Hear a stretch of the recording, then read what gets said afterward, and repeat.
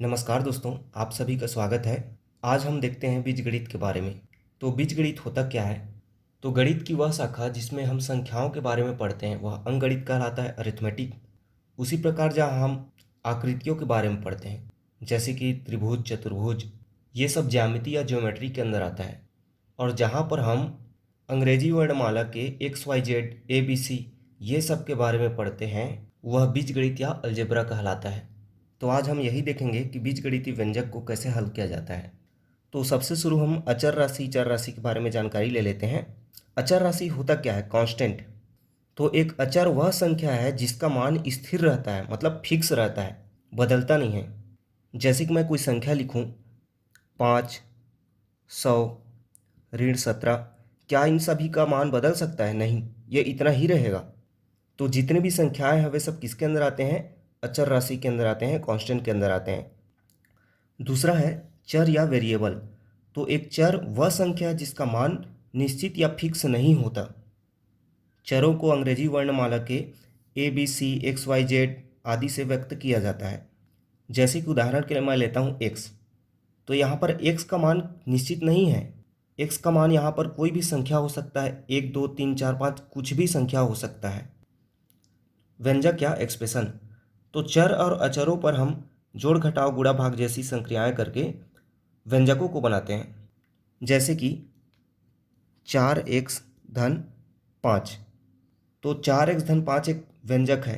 अब ये कैसे बना?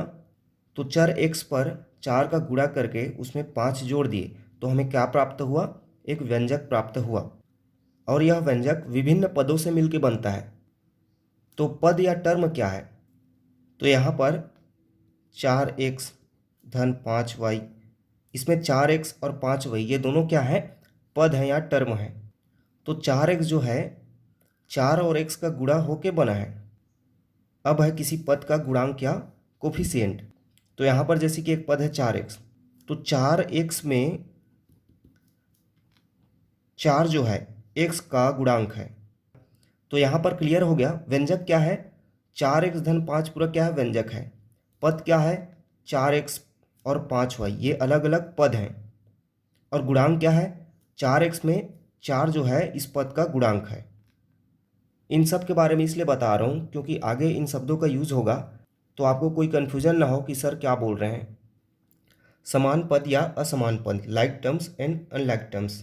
तो वे पद जिनमें बीजीय गुणनखंड एक जैसे हों, अर्थात जिसमें अलजेब्रिक फैक्टर्स एक जैसे हों, वे समान पद कहलाते हैं।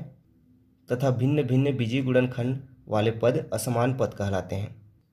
जैसे कि उदाहरण से समझाता हूँ दोस्तों। 7x 14x -17x। यहाँ पर आप देखते हैं कि इनके जितने भी गुणनखंड हैं अर्थात फैक्टर्स हैं वे एक समान हैं। जैसे कि यहाँ पर इसका फैक्टर्स या गुणनखंड क्या क्या है? 7 और x है। तो यहाँ पर x जो है मतलब चर राशि को अपने को देखना है कि चर है वह समान होना चाहिए। तो यहाँ पर भी x है, यहाँ पर भी x है और यहाँ पर भी x है, इसलिए यह समान पद है। इसी प्रकार दूसरा उदाहरण लेता हूँ। 4xy और -3xy। तो यहाँ पर भी यह समान पद है। क्यों? क्योंकि यहाँ पर जो चर है वह xy है और यहाँ पर भी चर xy है। इसी प्रकार तीसरा एक और लेता हूँ। 5x² और -9x²। तो यहाँ पर भी यह समान पद है क्योंकि यहाँ पर चर x² है और यहाँ पर भी x² है। अब देखते हैं असमान पद। तो जैसे कि मैं इसी को लिया एग्जाम्पल, 7x और 7y। तो यहाँ पर असमान पद है क्योंकि इसमें x है और इसमें y चर है। इसी प्रकार मैं ले लिया 4xy और -3x। तो यहाँ पर भी यह असमान है क्योंकि यहाँ पर xy चर है और यहाँ पर x है। इसी प्रकार मैं इसको ले लिया 7x और 5x²। तो यहाँ पर x चर है, यहाँ पर x। तो इस प्रकार से ये समान पद हैं और ये असमान पद हैं। इन सब को ध्यान से समझते जाइए क्योंकि इन्हीं सब का प्रयोग करके हम आगे बीजगणितीय व्यंजकों को हल करना सीखेंगे। अब देखते हैं बीजगणितीय व्यंजकों को कैसे जोड़ते और घटाते हैं। तो अलजेब्रिक एक्सप्रेशन को कैसे एडिशन एंड सब्ट्रैक्शन करते हैं। समान प्रकार के पदों को आपस में जोड़ा या घटाया जाता है, लेकिन असमान पदों को आपस में हम जोड़ घटा नहीं सकते, उन्हें वैसे ही छोड़ दिया जाता है। तो इससे पहले मैंने आपको समान पद और असमान पद अच्छे से समझा दिया है। जैसे कि एग्जाम्पल लेते हैं, 3x धन 4x तो बराबर क्या हो जाएगा दोस्तों?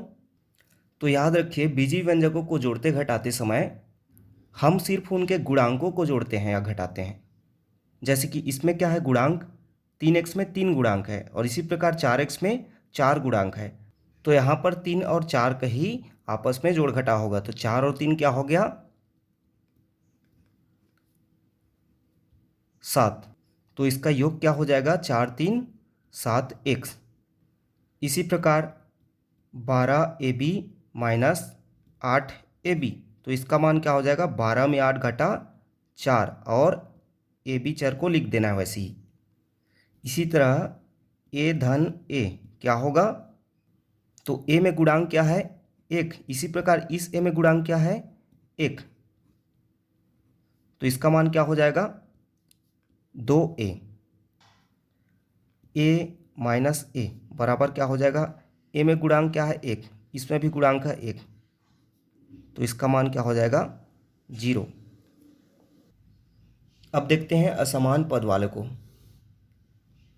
तो असमान पदों को आपस में जोड़ा घटाया नहीं जा सकता।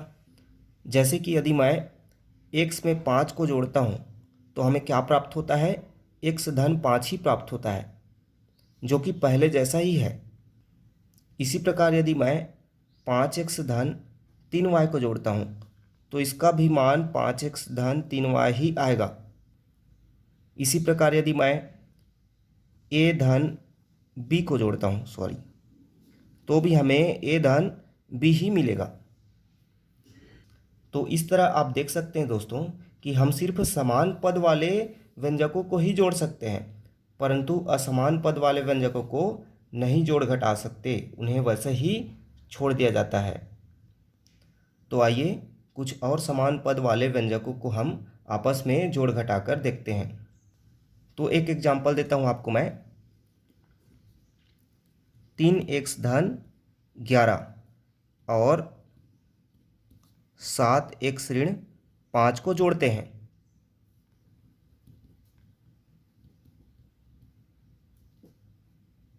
तो चलिए जोड़ कर देखते हैं। 3x धन 11 धन 7x ऋण 5। तो यहाँ पर क्या कर लीजिए, आप पहले समान पद वालों को एक साथ लिख लीजिए।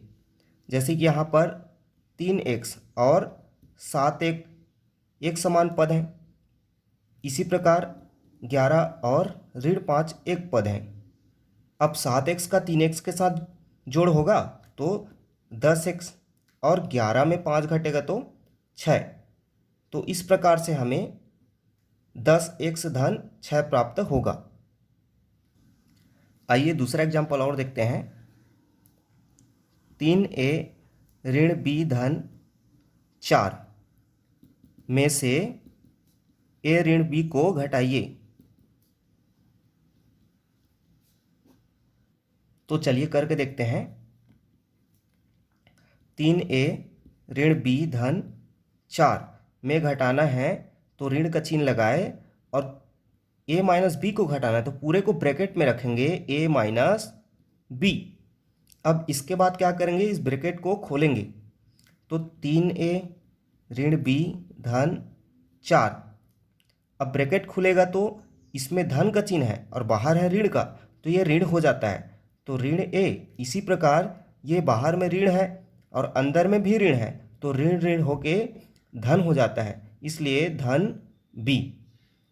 अब समान पद वालों को एक साथ रख लीजिए तो 3a और ऋण a, फिर ऋण b धन b, फिर 4। अब 3 में 1 जाएगा, यहाँ पर a है मतलब इसका गुणांक 1 है, तो 3 में 1 घटेगा, तो 3 में 1 घटेगा तो हमें क्या प्राप्त होगा? 2a। इसी प्रकार यहाँ पर गुणांक 1 है और इसमें भी गुणांक 1 है, तो 1 में 1 घटेगा तो क्या हो जाएगा? दोनों कट जाएंगे, इसलिए हमें जीरो भी प्राप्त होगा, प्लस 4। तो इस प्रकार से इसका हल हमें क्या प्राप्त हुआ, 2a धन 4। ये हमारा इसका फाइनल उत्तर है। देखिए दोस्तों, इसी को हम जैसे कि सामान्य जोड़ घटाव करते हैं उस प्रकार से भी इसे हम कर सकते हैं। जैसे कि 3a ऋण b धन 4। अब यहाँ पर नीचे में किसको लिखते हैं, जिसको हम घटाते हैं। तो समान पद वाले के नीचे में समान पद को ही लिखना है। तो यहाँ पर a है तो a को हम a वाले पद के नीचे लिखेंगे, और माइनस b है तो b को b के नीचे लिखेंगे। अब जब हम घटाते हैं तो यहाँ पर ऋण का चिन्ह लगेगा, तो ये a के नीचे लग जाएगा ऋण a, और ये ऑलरेडी ऋण है तो ऋण और ऋण मिलके धन हो जाएगा, और इसके नीचे तो कुछ संख्या नहीं है, जीरो है। तो 3a में a घटेगा, ऋण हो गया, तो यहाँ पर 2a प्राप्त होगा। अब ये देखिए यहाँ पर ऋण भी है और यहाँ पर धन भी है, मतलब एक और एक आपस में घट के क्या हो गए, शून्य। तो यहाँ पर हमें क्या प्राप्त होगा, शून्य और 4। इस प्रकार हमें क्या प्राप्त हुआ, 2a धन 4। तो दोस्तों आपको ये वाला विधि यूज़ नहीं करना है, आपको इसी विधि से ही हल करना है। और आपको बीजीय व्यंजकों को जोड़ घटाव करते समय इतने स्टेप भी नहीं करने हैं। मैंने आपको इतना स्टेप आपको समझाने के लिए बताया है। आप धीरे धीरे खुद समझते जाएंगे और आप डायरेक्ट जोड़ घटा सकते हैं, इतना स्टेप नहीं करना पड़ेगा। ये मैंने सिर्फ आपको समझाने के लिए बताया है। चलिए इसी को अगले उदाहरण में हम शॉर्ट फॉर्म में हल करके देखते हैं। यहाँ पर हम दो प्रॉपर्टी के बारे में देख लेते हैं कि यदि योग में हम संख्याओं को क्रम को बदलते हैं तो उसके मान में अर्थात उसके योग में कोई परिवर्तन नहीं आता है। जैसे कि मैं यदि a धन b लिखूं तो इसको मैं b धन a लिखता हूं तो इसके मान में हमारा कोई परिवर्तन नहीं होता है। जैसे कि 4 धन 3, इसको मैं 3 धन 4 लिखूं तो इसके मान में कोई परिवर्तन होगा क्या, नहीं। 4 धन 3 बराबर भी 7 होगा और 3 धन 4 बराबर भी 7 होगा। इसी प्रकार मैं इसको गुणा करते समय भी कर सकता हूँ, जैसे कि a गुणा b बराबर क्या हो जाएगा, b गुणा a। तो 4 गुणा 3, इसको मैं 3 गुणा 4 भी लिखता हूँ तो इसके मान में कोई परिवर्तन नहीं होगा। 4 तिया 12 और 3 चौक 12। तो एक प्रॉपर्टी यह है दोस्तों, इसको क्रम विनिमयता बोलते हैं या कम्यूटेटिव बोलते हैं। एक और प्रॉपर्टी है जिसको डिस्ट्रीब्यूटिव प्रॉपर्टी बोलते हैं, अर्थात वितरणता। यहाँ पर क्या होता है दोस्तों, जैसे कि कोई संख्या है a, उसका किन्हीं दो संख्याओं के योग या अंतर के साथ गुणा हो रहा है, जैसे कि b धन c। तो यहाँ पर क्या करते हैं, इस संख्या का इन दोनों के साथ एक एक बार गुणा करते हैं। जैसे कि a का एक बार गुणा b से होगा और a का एक बार गुणा c से होगा। तो इसको क्या लिखते हैं, a गुणा b, और जो बीच में चिन्ह रहेगा, धन है तो धन का चिन्ह और ऋण है तो ऋण का चिन्ह। तो यहाँ पर धन है तो धन a गुणा c। चलिए इसको एक एग्जाम्पल के साथ करके देखते हैं। जैसे कि एग्जाम्पल है मेरा 7 गुणा 38। तो इसे हम लिख सकते हैं 7 गुणा, तो यहाँ पर 38 को क्या लिख सकते हैं दोस्तों, 30 धन 8 लिख सकते हैं, या 40 माइनस 2 भी लिख सकते हैं। तो अब इस 7 का एक बार 30 से गुणा करेंगे और एक बार 8 से गुणा करेंगे तो 7 तिया 21, 210 प्राप्त होगा। इसी प्रकार धन 7 अट्ठे 56। अब इन दोनों को जोड़ देते हैं तो 6 शून्य 6, 5 1 6 और 2। इस प्रकार हमें इसका मान 266 प्राप्त हो जाएगा। चलिए अब जोड़ घटाव का एक और उदाहरण देखते हैं। 30 AB धन 12B धन 14A में से 24ab ऋण 10b ऋण 18a को घटाइए। तो आपको क्या करना है दोस्तों, इसमें इसको घटाना है। चलिए हल करके देखते हैं। तो सबसे शुरू तो आप इसको लिख दीजिए 30ab धन 12b धन 14a। अब इसमें इसको घटाना है तो ऋण का चिन्ह, अब पूरे टर्म को क्या करना है, हमको ब्रैकेट में रखना है। तो 24ab minus 10b minus 18a। अब क्या करते हैं हम, दूसरा स्टेप, इसमें से हम कोष्टक ओपन करते हैं। तो पहले लिख देते हैं इसको 30ab धन 12b धन 14a। अब कोष्टक ओपन करेंगे दोस्तों। तो मैंने आपको पहले ही बता चुका है दोस्तों कि ऋण और ऋण का गुणा होके क्या होता है, धन प्राप्त होता है। इसी प्रकार धन और ऋण का गुणा होके ऋण प्राप्त होता है। तो यहाँ पर अंदर में धन है 24 के साथ और बाहर में ऋण है, तो ये क्या हो जाएगा, ऋण 24ab। अब इसमें ऋण है और बाहर भी ऋण है, तो ऋण और ऋण गुणा होके धन 10b, ये भी ऋण है और ये भी ऋण है, तो ऋण ऋण गुणा होके धन 18a। अब क्या करते हैं, हम समान पद वालों को आपस में जोड़ घटाव करते हैं। तो ये 30ab है, तो 30ab और वैसी समान पद कौन सा है, 24ab, ये दोनों हैं। तो 30 में 24 घटेगा दोस्त, तो क्या मिलेगा, 6ab। इसी प्रकार दूसरा b वाले पद को देखते हैं, तो 12b और 10b दोनों का योग होगा, क्योंकि दोनों प्लस चिन्ह में है। तो 12 और 10 क्या हो जाएगा, 22b। अब ए वाला टर्म कौन है, 14a और 18a। तो 14 और 18 दोनों प्लस में, तो जुड़ के क्या हो जाएगा, 32a। तो इस प्रकार हमें इसका मान क्या प्राप्त हुआ, 6ab धन 22b धन 32a। तो चलिए अगला क्वेश्चन देखते हैं। 2y² plus 3yz comma minus y² minus yz minus z² और yz प्लस 2z² के योग में से 3y² माइनस z² और minus y² plus yz plus z² के योग को घटाइए। तो यहाँ पर आपको करना क्या है दोस्तों, इन तीनों के योग में, मतलब इन तीनों को पहले जोड़ना है, फिर उसका जो परिणाम आएगा उसमें इन दोनों को जोड़ के जो परिणाम आएगा उसको घटाना है। तो इस प्रकार से आपको इसका परिणाम प्राप्त हो जाएगा। तो चलिए करके देखते हैं। पहले इन तीनों को जोड़ते हैं। तो 2y² प्लस 3yz। अब देखिए यहाँ पर क्या करना है, जोड़ना है। जोड़ना है इसलिए धन का चिन्ह लगेगा, और जो ये सभी पद हैं उनको ब्रैकेट में हम लिख देते हैं, minus y² minus yz minus z²। फिर धन का चिन्ह लगेगा, फिर इसको लिख देते हैं yz प्लस 2z²।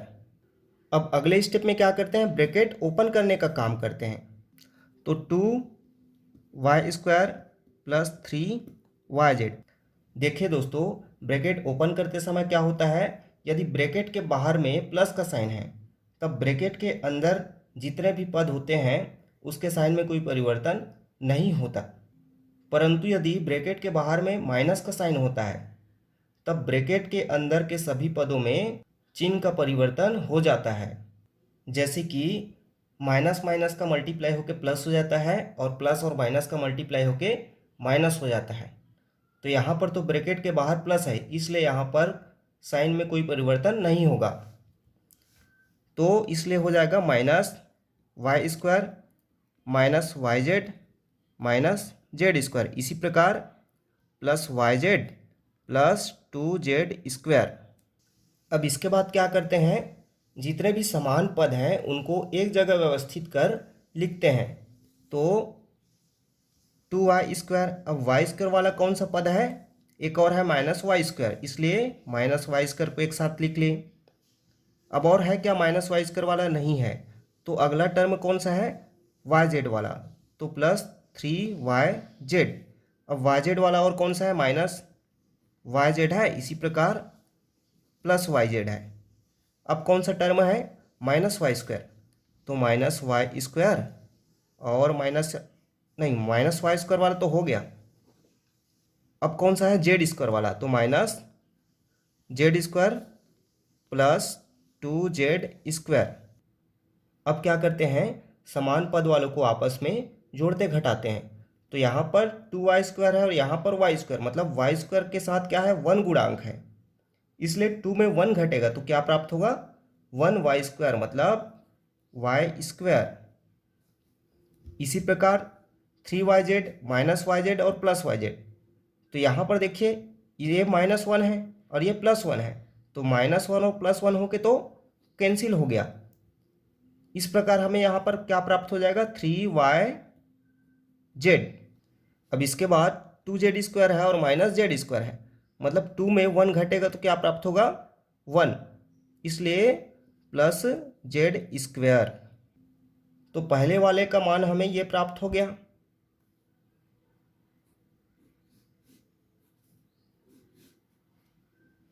अब दूसरे वाले को आपस में जोड़ते हैं, तो 3y² minus z² plus -y² plus yz plus z²। फिर ब्रैकेट ओपन करते हैं, 3y² minus z² plus minus minus minus y², फिर प्लस लगा तो प्लस प्लस प्लस yz और प्लस z²। अब समान पद वालों को एक साथ लिखते हैं, तो 3y², y² वाला कौन सा है, ये माइनस y²। अब z² वाला माइनस z², z² वाला कौन सा, ये प्लस z²। अब yz प्लस yz। अब समान पद वालों को आपस में जोड़ते घटाते हैं, तो 3 में 1 माइनस होगा तो क्या प्राप्त होगा, 2, इसलिए 2y²। यहाँ पर -1 और +1 दोनों क्या हो गया, कैंसल, इसलिए 0, तो प्लस क्या प्राप्त होगा यहाँ पर, y²। इस प्रकार दोस्तों सेकेंड वाले का परिणाम हमें 2y² प्लस y² प्राप्त हुआ। अच्छा सॉरी दोस्तों, ये yz है, तो ये yz होगा। अब क्या करेंगे, इन दोनों को आपस में घटाएंगे, तो चलिए घटाते हैं, y² plus 3yz plus z² minus bracket पे रखते हैं 2y² प्लस yz। अब ब्रैकेट ओपन करते हैं, y² plus 3yz plus z²। अब प्लस और माइनस हो क्या हो जाएगा, -2y², फिर प्लस और माइनस होके -yz।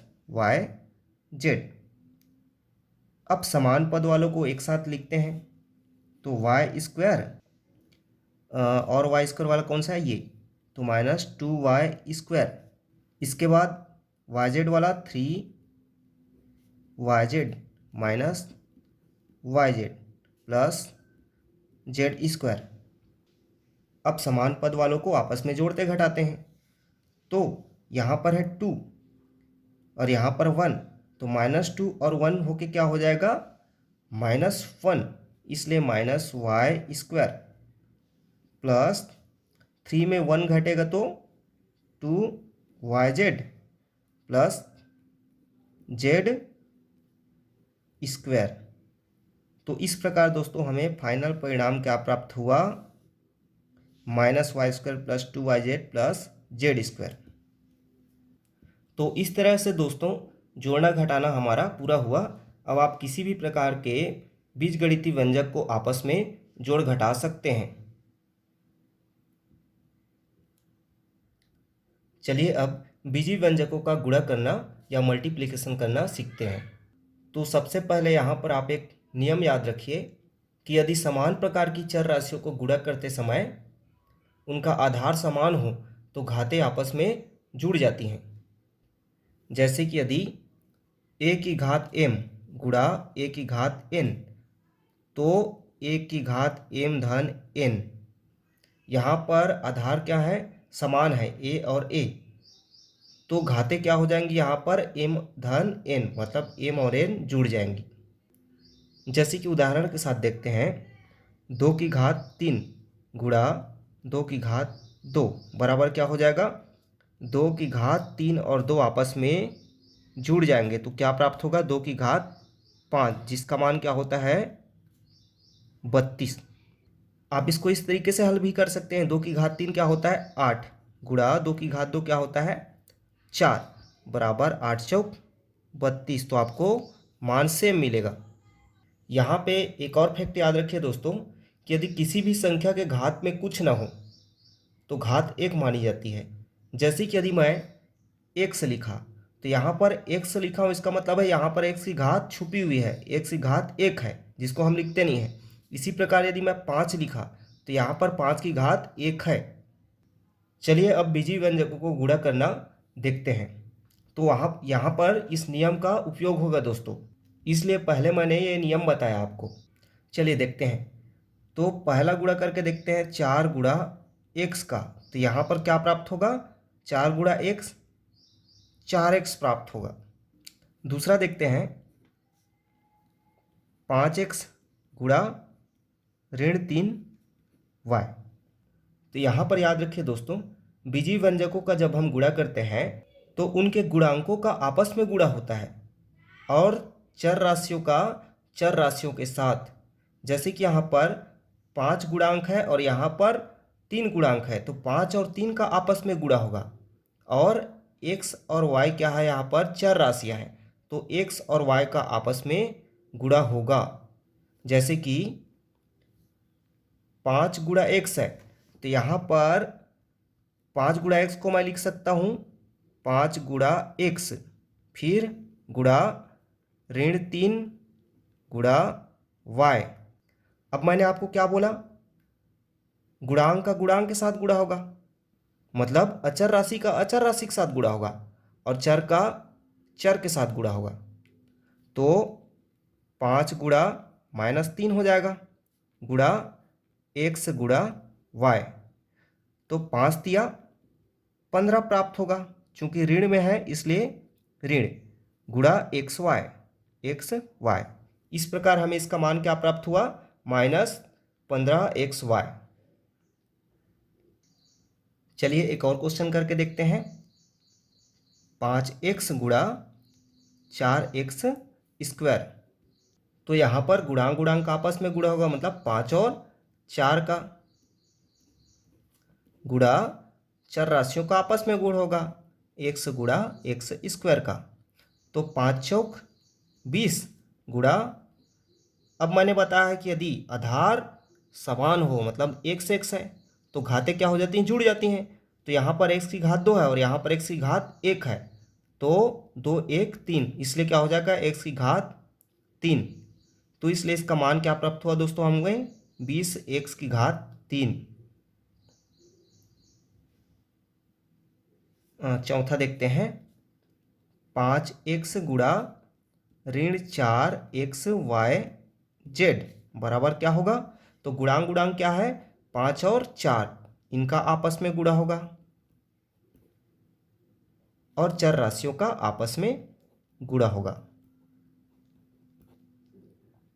तो 5 चौक 20, चूंकि माइनस में इसलिए -20 गुणा, अब याद रखिए दोस्तों x का x के साथ गुणा होगा, तो x गुणा x गुणा yz।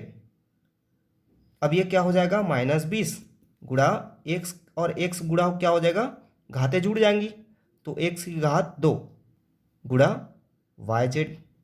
अब ये क्या हो गया हमारा फाइनल आंसर, -20 x की घात 2 yz। तो यहाँ पर आपने देखा दोस्तों कि यदि दो समान पद हैं तो उनके घातें आपस में जुड़ जाती हैं और वे पद एक हो जाते हैं। जैसे कि a गुणा a का क्या हुआ, a की घात 2। और यदि असमान पदों का गुणा होता है तो उनकी घातें नहीं जुड़ती हैं। जैसे कि a गुणा b का, तो यहाँ पर यह a b ही प्राप्त होगा, यहाँ पर घातें नहीं जुड़ती। इसी को हम a इंटू b भी लिख सकते हैं। यहाँ याद रखिए दोस्तों, a गुणा b या ए बी या a गुणा p, ये तीनों एक ही हैं।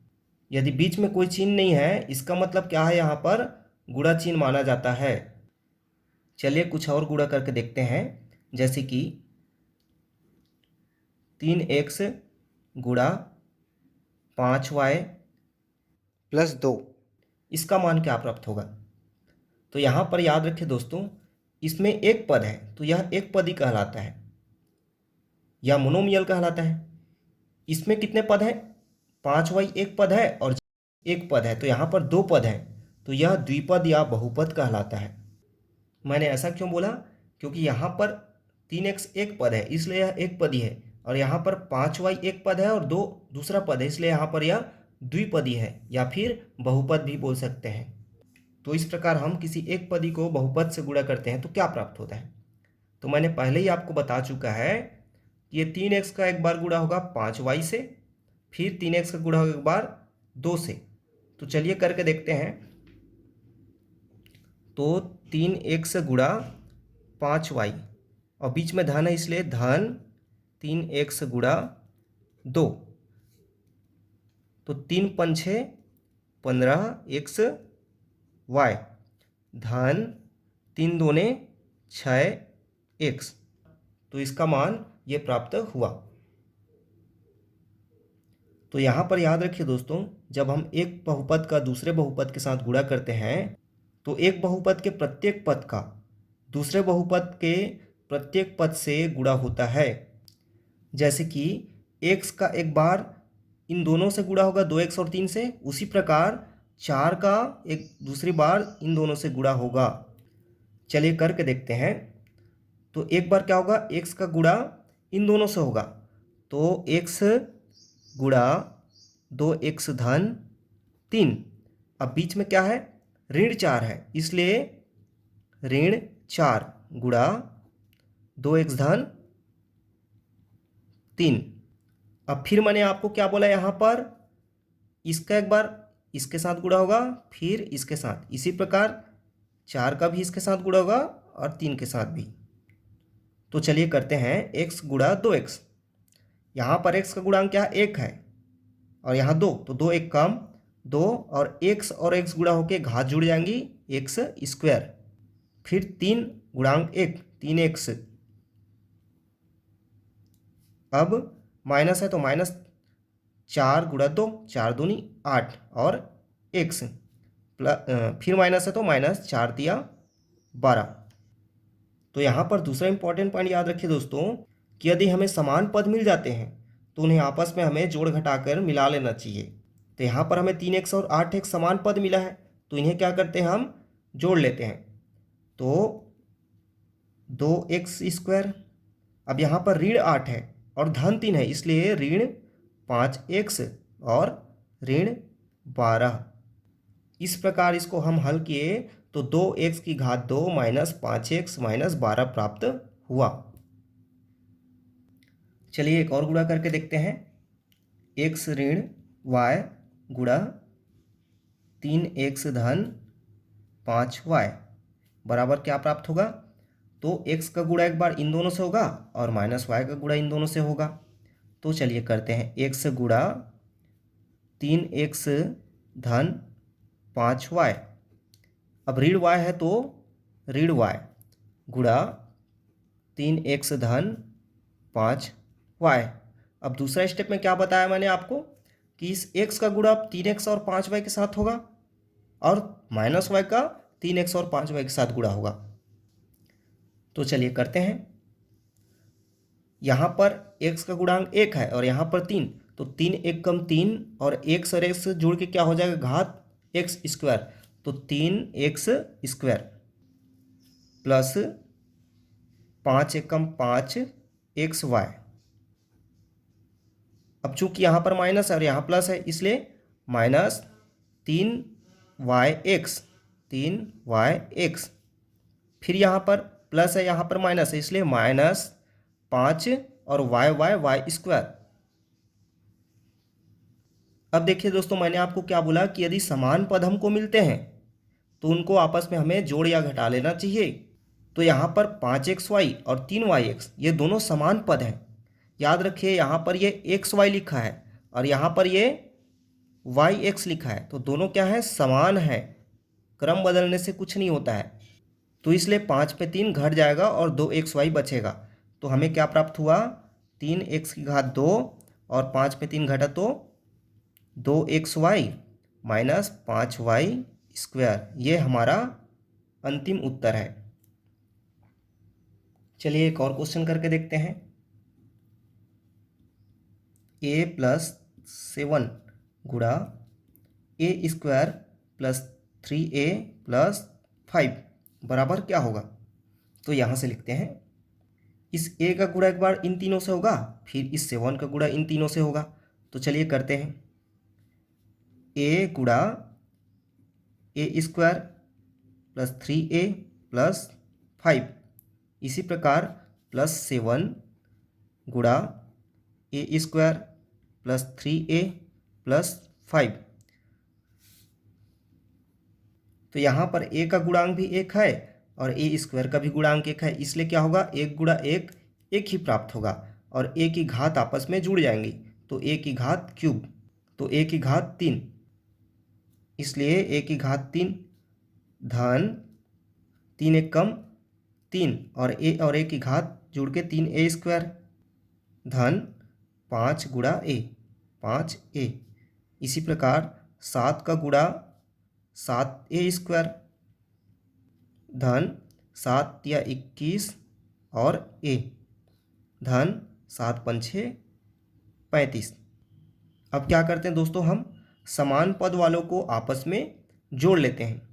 तो यहाँ पर 3a² और 7a² जुड़ जाएगा और 5a और 21 से जुड़ जाएगा। तो a की घात 3 धन 7 3 10, 1 की घात 2 धन 21 और 5 26 a धन 35। तो इस प्रकार हमें इसका परिणाम मिला, a की घात 3 धन 10 a की घात 2 धन 26 a धन 35। सर्व समीका या आइडेंटिटी, तो ऐसी समीका या इक्वलिटी जो चर के सभी मानों के लिए सत्य होती है उसे सर्व समीका बोलते हैं। जैसे a धन 1 गुणा a धन 2 बराबर a की घात 2 धन 3a धन 2, यह क्या है, एक सर्व समीका है। सर्व समीका मतलब यहाँ पर यदि हम a का मतलब चर का कोई भी मान रखते हैं तो हमें दोनों कंडीशन में बराबर मान ही प्राप्त होगा। चाहे आप कोई भी मान रख लीजिए, 1 से लेके अनंत तक की कोई भी संख्याएं इसके मान में रख लीजिए, आपको दोनों पक्ष में समान मान ही प्राप्त होगा। जैसे कि आप करके भी देख सकते हैं, यदि मैं यहाँ पर 10 रखता हूँ a का मान, तो ये हो जाएगा 10 धन 1 और ये 10 धन 2, तो क्या प्राप्त हो जाएगा, 10 धन 1 11 और ये गुणा 12। इसी प्रकार यदि मैं यहाँ हल करता हूँ तो a की मान 10 रखता हूँ, तो 10 की घात 2 धन 3 गुणा 10 धन 2 बराबर क्या होगा, 10 की घात 2 मतलब 100, 3 दहम 30 धन 2। तो ये क्या प्राप्त हुआ, 100 धन 30 130 धन 132 और यहाँ पर 12 गुणी 11 भी 132 होता है। तो यहाँ पर आप देखें कि दोनों पक्षों में समान मान प्राप्त हुआ। तो दोस्तों बीजगणित में आप सभी हमेशा से 3 सूत्र पढ़ते आ रहे हैं, वही है मानक सर्व समीकाएं या स्टैंडर्ड। और ये कौन कौन से हैं देखते हैं हम क्रम से। तो पहला है a धन b की घात 2 बराबर क्या होता है, a की घात 2 धन 2ab धन b²। अब ये दोस्तों प्राप्त कैसे होता है मैं ये आपको समझाता हूँ। तो a धन b² है, इसको हम क्या लिख सकते हैं, a धन b और a धन b का 2 बार गुणा लिख सकता हूँ क्योंकि घात 2 है। अब इसको आगे हल करते हैं तो क्या हो जाएगा, ये a का गुणा एक बार दोनों से होगा, फिर b का गुणा दोनों से होगा, तो करके देखते हैं, a गुणा a धन b, इसी प्रकार धन b गुणा a धन b, तो क्या प्राप्त होगा, a की घात 2 धन ab धन ba धन b की घात 2। अब ए बी और बी ए समान पद हैं, इसलिए इनको आपस में जोड़ लेते हैं। तो ए की घात 2 धन ए बी और बी ए 2ab धन b की घात 2। तो इस प्रकार दोस्तों आपको पहला आइडेंटिटी प्रूफ हो गया। इसी प्रकार आप दूसरा आइडेंटिटी या सर्वसमीका देखते हैं। तो दूसरा है a माइनस बी की घात 2।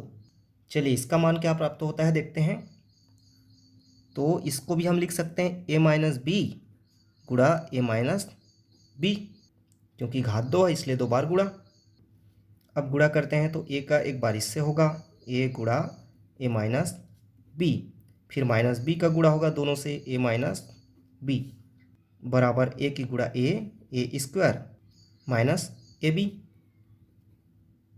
फिर माइनस बी ए, फिर माइनस माइनस प्लस बी का घात 2। अब इन दोनों समान पदों को आपस में जोड़ लेते हैं। तो a की घात 2 माइनस ए बी और माइनस बी ए दोनों एक ही हैं, तो -1 और -1 -2 ए बी प्लस बी की घात 2। इस प्रकार से हमें a माइनस बी की घात 2 का मान a square minus 2ab plus b square प्राप्त हुआ। तीसरा सर्वसमीकरण है दोस्तों a प्लस बी गुणा a माइनस बी का क्या होता है। तो चलिए गुणा करके देखते हैं, a का एक बार इन दोनों से और b का एक बार इन दोनों से। तो a गुणा a minus B plus b गुणा a माइनस बी, a और a की घात 2, a और b गुणा होके minus A B plus b और a गुणा होके प्लस बी ए और b माइनस बी गुणा होके माइनस बी की घात 2। यहाँ पर देखिए माइनस ए बी है और a प्लस बी है, मतलब दोनों क्या हो जाएंगे, यहाँ पर कैंसल हो जाएंगे। तो हमारा क्या प्राप्त हुआ, a की घात 2 माइनस b की घात 2। तो इस प्रकार हमारा तीसरा सर्वसमीकरण प्राप्त क्या हुआ, a धन b a माइनस बी बराबर क्या होता है, a की घात 2 माइनस b की घात 2। या इसे इधर पढ़ सकते हैं, a की घात 2 माइनस b की घात 2 बराबर होता है a धन b गुणा a माइनस बी। देखिए दोस्तों, मैं ये सब के बारे में पहले आपको इसलिए बता रहा हूँ क्योंकि इन्हीं से आपका गणित का प्रश्न हल होते हैं। यदि इनका नॉलेज आपको नहीं है तो आप गणित के प्रश्न भी आगे चल के नहीं बना पाएंगे, इसलिए मैं ये सब आपको पहले ही बता दे रहा हूँ। तो इन तीनों बीजगणितीय सूत्रों का उपयोग गणित में हर जगह होता है दोस्तों, तो आप इसे अच्छे से समझ लीजिए, याद कर लीजिए। तो आज हमने देखा कि कैसे बीजगणितीय व्यंजकों को जोड़ते घटाते हैं, गुणा भाग करते हैं, कैसे उनके हम 3 सर्वसमीकरण को प्राप्त किए। अब इन्हीं बीजगणितीय व्यंजकों से बनता है समीकरण।